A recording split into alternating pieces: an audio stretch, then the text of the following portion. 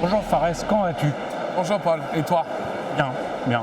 Bon. Quel est ton rôle exact chez TP-Link aujourd'hui? Alors, je suis toujours le directeur commercial de la division Pro de chez TP-Link, en charge de tout ce qui est intégrateur et opérateur français.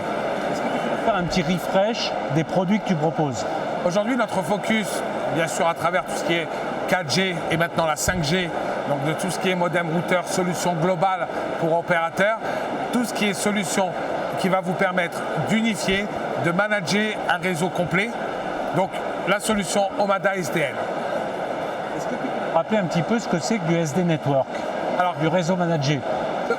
SD Network, donc SD-LAN, qui va permettre d'unifier et de manager tout un LAN. Donc un LAN, que ce soit le routeur multi-WAN VPN en tête de réseau jusqu'au switch, et bien sûr qui intègre cette partie, cette brique Wi-Fi avec les bornes Wi-Fi.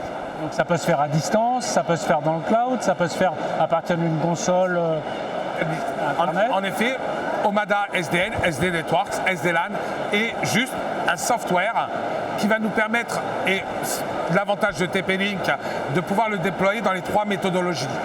Dans un hard controller chez le client, managé bien sûr à distance, sur le propre cloud de l'intégrateur ou de l'opérateur, donc sur ses propres infrastructures, en mode gratuit, avec zéro licence appareil et zéro licence infrastructure. Ou bien sûr sur notre propre cloud, un TP-Link, où là bien sûr il y a une redevance à payer. Manager un routeur à distance, ça veut dire éventuellement manager du Wi-Fi. Tout à fait. Le management, l'unification va permettre de manager le routeur, les connexions ou même les intersites avec la partie VPN et bien sûr le Wi-Fi dans sa globalité. Dans sa globalité, aujourd'hui le Wi-Fi, on parle de beaucoup de Wi-Fi différents. Effectivement. De quel Wi-Fi parle-t-on chez TP-Link? Alors, on avait bien sûr effectivement le Wi-Fi 4 et le Wi-Fi 5. Donc, on est passé au Wi-Fi 6 à des débits qui peuvent monter jusqu'à 6600 mégabits seconde sur bien sûr des ports et une infrastructure 2,5 gigas. Donc, TP-Link a toute cette gamme de switch 2,5 gigas en mode PoE.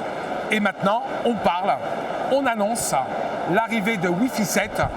Donc dès mars-avril 2023, avec la disponibilité de tous les devices, donc que ce soit de la borne Wi-Fi professionnelle ou grand public bien sûr, et tout ce qui va autour dessus. Qu'est-ce que ce sera le Wi-Fi 7? Alors le Wi-Fi 7 va nous permettre d'avoir et les trois fréquences, le 2,4, le 5 et bien sûr le 6, puisque Wi-Fi 6E a aujourd'hui, mais bien sûr d'avoir un débit qui va monter jusqu'à 32 gigabits.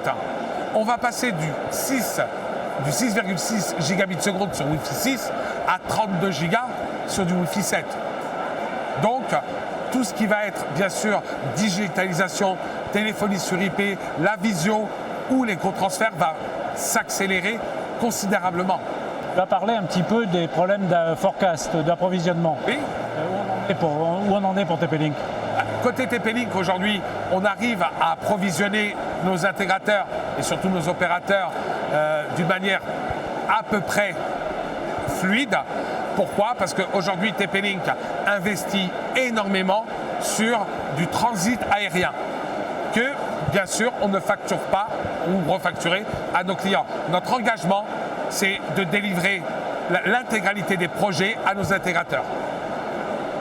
Alors aujourd'hui, délivrer l'intégralité des projets aux intégrateurs, les intégrateurs, qu'est-ce qu'ils demandent vraiment comme produit? Quelles sont leurs demandes aujourd'hui les plus importantes? En termes de solutions? En termes de solutions. En termes de solutions, aujourd'hui, on continue à avoir cette richesse et ce nombre de personnes connectées à nos webinars, à nos formations techniques. Et ils réclament plus de management, plus d'unification. On a des demandes quotidiennes de nouvelles fonctionnalités qui va leur simplifier la vie en termes d'intégration et de management. Comment est-ce que tu remontes les informations justement aux développeurs corp de TP-Link? Tout simplement, l'avantage qu'on a, on a un catégorie manager en France où on a un meeting, 2 meetings exactement, un tous les 15 jours, avec nos services R&D pour leur remonter les principales demandes et pour faire évoluer le produit. Il faut savoir que juste sur 2022, on a eu 3 releases importantes de notre système. ce qu'apprécient les intégrateurs et surtout les opérateurs, c'est notre réactivité à intégrer rapidement les réelles demandes du marché. Qu'est-ce qui fait que l'année 2022 sera une bonne année pour toi?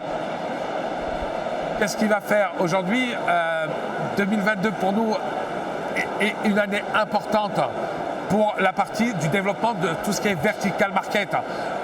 On a lancé il y a quelques jours, avec le recrutement bien sûr de commerciaux dédiés à ce type de marché, donc l'éducation, le retail, l'industrie, l'hospitality, donc des direct touch qui eux vont aller adresser directement les clients finaux pour préconiser la marque. Aujourd'hui, il y a un énorme focus sur éducation et hospitalité. Et bien sûr, on offre à nos intégrateurs plus de ressources, cotation, pré-sales et support technique pour ces projets-là. Donc, TP-Link continue à monter en valeur auprès de toute cette clientèle. On passe de la TPE-PME au très grand compte avec, bien sûr, une structure en France dédiée à ces grands comptes. Merci.